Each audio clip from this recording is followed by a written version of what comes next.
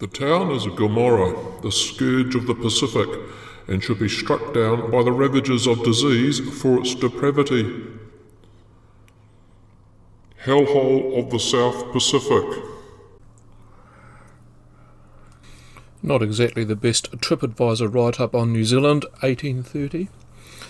And that was a little bit of the fledgling country that qualified actually as civilised, being the location we now know today as Russell.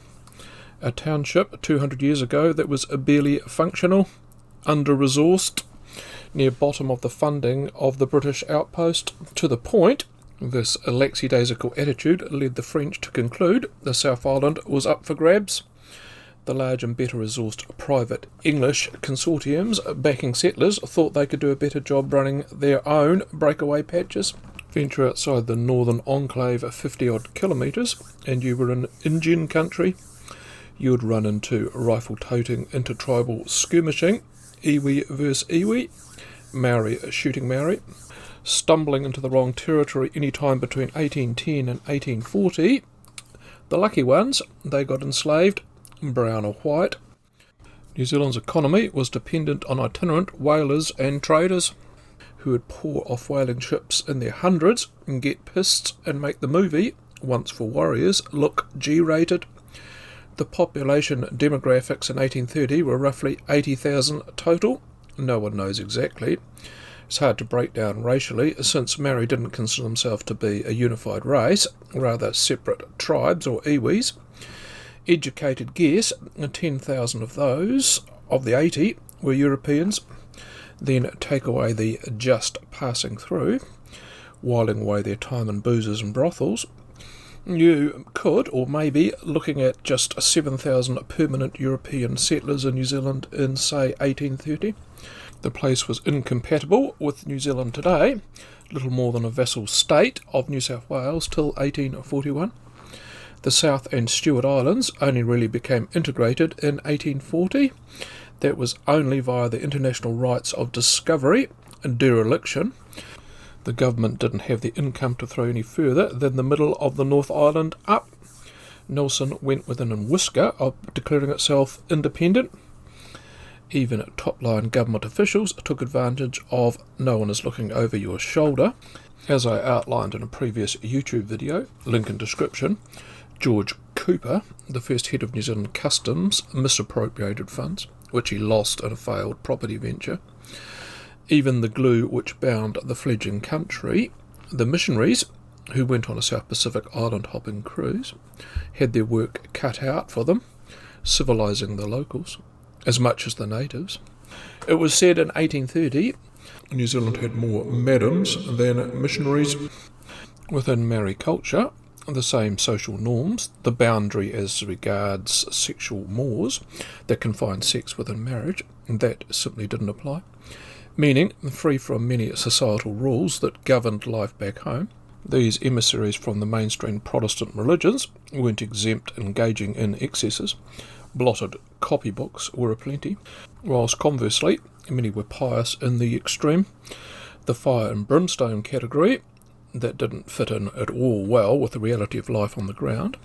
One of those, for example, was Anglican minister James Stack, a veteran of the Napoleonic Wars who served with the Royal Navy and spent time aboard a ship surveying the north of Australia called the Bathurst. Stack became the butt of crews' taunts when they would be engaging in tearing up ports, consorting with the native girls. He would be on board reading scriptures. The captain of the vessel even reported one of his officers, who was openly gay, even joined in with the taunting. Before I outline some of the shenanigans, and don't paint all missionaries with the same brush, please. Some, if not all, of these featured also did sterling work, only to have a controversy eclipse all of this. Many a man of the cloth also had their careers destroyed or at least stymied because of gossip and innuendo. Small-time gossip was endemic then, as it is today. One of the things these Protestant churches did, by and large, was when allegations were received, they were first investigated locally, then, if merit was found, sent up the chain to head office in Britain for their edict. in contrast to, say, the Catholic Church, who kept improprieties in-house, sent offenders to other missions to keep reoffending. The Protestants, we're talking Anglicans, Methodists and Presbyterians, often washed their dirty laundry in public. Besides, it was near impossible to keep controversies out of the newspapers. Another thing to keep in mind, these were all charitable people doing difficult work for pittances. £30 per year for a single man and £50 per year for a married couple. There were no summer holiday houses, yachts in the harbour. Overworked, underpaid, the profession led some to stray, have a side project, exploit the power dynamics. Now we have a brief idea of the background of proceedings. Let's get into it in random fashion, since I'm too lazy to do it in alphabetised fashion. Starting with Seymour Spencer, an American who trained in England with the Church Missionary Society. Think Church of England every time you hear CMS. Arrived in New Zealand aged 30 in 1842 with his missus. After his ordination, Spencer's first posting was in Taupo. That didn't last long. He was found, to quote the euphemistic terminology of the time, making advances towards a local married girl. Promptly side-shifted to Taupo, where, guess what, he was at it again, and Spencer was suspended from the church for 5 years. William Butler, the first ordained New Zealand clergyman, arrived in the aforementioned Bay of Islands, Russell, in 1818, aged 40. By his side was his wife and 2 children. Butler wasn't really made of the stuff needed to make a go of it. Got offside with his fellow Europeans on many fronts. Like if arming Mary was a good thing, he was against the practice. Became a bit of a social outcast. When a large drunken bending incident became public knowledge and brought him and the church into disrepute, to the delight of his many detractors, that was enough. Saw him given the boot from the CMS, sailing back home in 1823. He did briefly return in 1839 in a civilian capacity as translator for the New Zealand Company. William Colenso, another outlier, not liked by his fellow settlers. For a few reasons, he was a stubborn man with no sense of humour, wanted to introduce a form of prohibition, not a winner, campaigned for land sales to foreigners to be illegal. That was another how not to win friends. The holier-than-thou William Colenso was renowned for doing it his way or the highway, stepped outside the CMS rules and regs when suited. Stuck in a loveless marriage of convenience, the 40-year-old began bonking their married servant in 1848. She gave birth to a son. When this all came out in the open, the knives came out. Some of the most scathing commentary came from the church's married congregation, who had been browbeaten by Colenso that sex was confined to marriage. The pious Colenso was chastised from all sides, booted out of the CMS, his wife having left the house and gone north with their daughter. Colenso took a career path many of his ilk have taken, put his skill set to good use. He became a politician. William Fairbairn, the man behind the Fairbairn Purchase, which I can but give a brief overview. This land purchase encompassed 40,000 acres of what is much of Greater Auckland today, Bucklands Beach, Howick, etc. This notorious land grab occurred in 1836 when the lay preacher was 41. Basically, Fairbairn went around each separate hapu or iwi, that's tribes and sub-tribes for the benefit of non-Kiwi audiences, which comprise 50% of the listenership and subscribers, getting signatures on land deals, paid in blankets, spades and tobacco, that sort of thing, consolidating all the shonky deals into what was the largest single property in the country. Then for good measure, included other land, which wasn't already covered in any of the other contracts, total approximately 70,000 acres. The Church Missionary Service saw the injustice and told him to rip the contracts up and hand the land back, as did the new Land Claims Commission that was trying to rope in deals like this and bring some semblance of law and order to property sales. Fairbairn tried to stop the inquiries and the process by offering a third to the church. They weren't having a bar of it. He was forced to relinquish 85% hand it back. One of the forgotten, underplayed parts of the Treaty of Waitangi in 1840 was to codify land sales, rein in exploitation. And it was his chaste daughter that was married to Colenso. Reverend H.M. Turton. In 1863, Turton was the officiating clergyman at the parish of Nelson. In his employ was a gardener. Well, at least that was on his sham job description. Behind the facade, closed doors, and to once again quote the lingo of the time, he was committing unnatural crimes with the irreverent employer. Somehow that cosy living arrangement became public notice. The coppers were called, prosecution followed.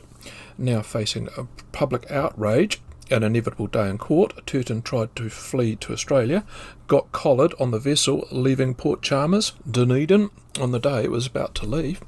When it did go to court, the jury had to believe either the gardener or the good reverend, and they believed the reverend. He got let off, but his career was, of course, in tatters. Arthur Baker. The 40-year-old bachelor was a minister at St Paul's Anglican Church in Wellington. In the then town, in 1859, also stood a girls' boarding school run by the church, being a trustworthy sort of guy in the mould of Jimmy Savile. The Reverend Baker would take girls home to his house for the weekend, or he'd go to the actual home to keep the lonely girls company. You know where this is heading. One weekend, the girls being entertained consisted of 3 sisters, the Schroeder girls from Nelson. The middle daughter, Mary, who was aged 12, was suffering from the flu and convalescing. She awoke to find the Reverend's hand up her dress, having a right royal fiddle around. Mary told her Nelson-based father what had gone on. Fired up, he was on the next ferry to Wellington to seek redress. Not via the police, mind you. Bided his time. He waited till Baker exited the church that once stood near Parliament Buildings in Wellington 3 Sundays later, then took to him with a horsewhip, thrashing him to the ground. In between the cries of pain, told the startled attendees what he'd got up to with his daughters. This all ended in 2 court cases. One was a common law one, Baker being taken to court for indecent liberties. The second was civil. Baker sued Mr. Schroeder for libel, pled innocent to both. He stated, "The girl was delirious with fever." 12 of the 16 jurors thought not. He was fined. Then what was the High Court overturned that guilty verdict because the major witness in the case, the girls' school's housekeeper, had been coached. On this basis, the libel case also went Baker's way as well. Hardly overwhelming, 9 jurors to 7, and that decision was to give him a piffling payout, so really it wasn't worth his while. The only real court that counted was public opinion. His career in tatters, he left the country in disgrace. William Yate. I covered some of his bio in a recent podcast on cannibalism. Yates began his good work amongst Maori in 1834. In between pastoral considerations, he extended his conversion mandate to include converting young men from heterosexuality to homosexuality, which made him a pariah in both camps. The subsequent C of E church inquiry was rather pacific: mutual masturbation and oral sex. If this wasn't already enough rope to hang himself, Yate began a less than discreet affair with the third mate on board the vessel, the Edwin Denison, which he didn't deny, other than claiming no sodomy occurred. Unsurprisingly, Yate found himself unemployed. Less surprisingly, he kept more than a pen-pal relationship with the third mate.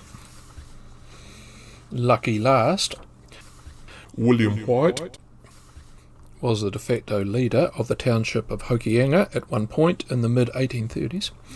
The store and sawmill being located on Wesleyan, think Methodist, land, a very prickly character, given a long leash. White was another missionary that wasn't liked by locals and immigrants alike, setting up enterprises using loyal church free labour, the brown and white, to cream off profit, prevent anyone he disliked from using the only shop for miles, had a small detachment of armed Maori at his disposal to temper opposition, another one who wanted the country to go dry, tried to get alcohol sales banned at the local shop, which was ultimately his downfall. The shopkeeper was keeping a record of all the underhand goings-on, including selling church land he didn't own, pocketing the money.